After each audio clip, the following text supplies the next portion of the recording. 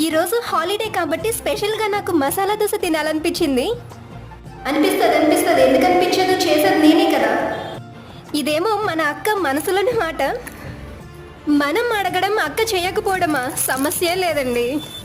ఇక మనకు కావలసిన మసాలా దోశలోకి పొటాటో మసాలా చేస్తుంది.